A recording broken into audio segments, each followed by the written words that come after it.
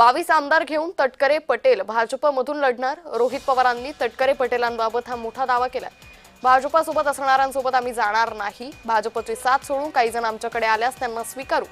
तटकरे पटेलांवर झालेल्या कारवाईचं स्वागतच आहे, रोहित पवारांनी हे विधान केलेलं आहे।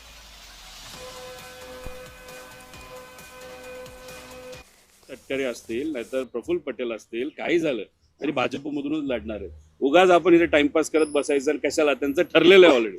ते ठरलेत आणि 22 आमदारांचं ठरलेलं आहे।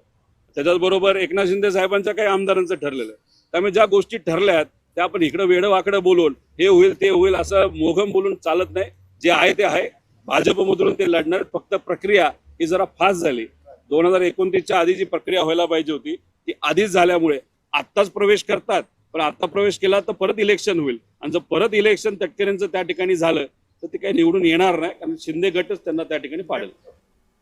आमच्या पक्षाबाबत कोणीही भविष्यवाणी करू नये, रोहित पवारांच्या दाव्यावर अनिल पाटलांनी ही प्रतिक्रिया दिली।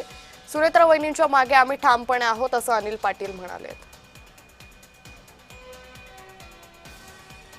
आमच्या पक्षाच्या बाबतीमध्ये कोणीही भविष्यकाराने भविष्य आखण्याची काही आवश्यकता नाही। तुम्ही आपल्या पक्षाचंच बघा, आपल्या पक्षामध्ये काय चालतं त्याच्यावरतीच तुम्ही लक्ष ठेवून राहा। आमच्या पक्षामध्ये अजितदादांना मानणारा हा गट आहे। अजितदादांच्या नेतृत्वामध्ये काम करणारा हा कार्यकर्ता आहे। कार्यकर्त्यापासून तर आमदारापर्यंत एकही व्यक्ती, नेत्यांपर्यंत आम्ही सुनेत्रा वहिनींची साथ सोडणार नाही, हे मात्र निश्चित आहे। तर या संदर्भात अधिक माहिती घेणार आहोत आमचे प्रतिनिधी प्रीतम पुरोहित यांच्याकडून। प्रीतम, रोहित पवारांनी तटकरे आणि पटेलांबाबत मोठा दावा केला, अनिल पाटलांनी मात्र या दाव्याला सध्या खोडून काढलेले, काय अधिक माहिती?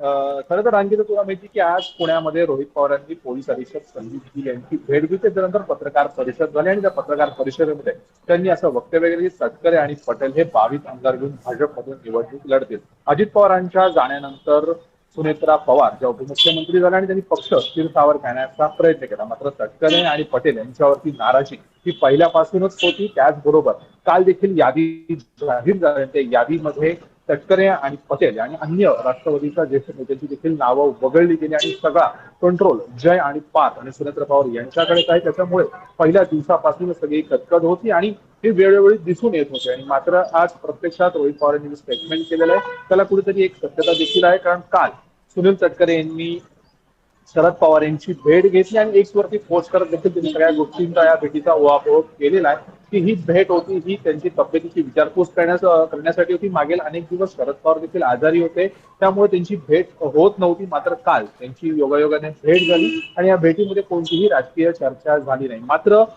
सुनेत्रा पवार ह्या काल गुवाहाटीमध्ये होत्या, तिकडच्या मंत्रिमंडळाचा शपथविधी देखील होता आणि त्यांनी यातून एक पोस्ट देखील केली की अनावधानपणे ती नावं राहिलेली आहेत। मात्र तसं नाहीये, राष्ट्रवादीमध्ये फूट आहे, त्याची खटखट देखील आहे आणि सुनेत्रा पवार यांनी आता पक्षावरती सगळा जो आहे तो कंट्रोल मिळवलेला आहे। त्याच्यामुळे पटेल आणि तटकरे आता हे साईडलाईन झालेले आहेत। खराब प्रकरणानंतर देखील त्यांच्यामध्ये मोठ्या प्रमाणात नाराजी आहे। निश्चित प्रीतम, त्यामुळे एकंदरीतच आता पुढे काय होतंय पाहणं महत्त्वाचं ठरेल। तुर्तास धन्यवाद आपण दिलेल्या सविस्तर माहितीसाठी।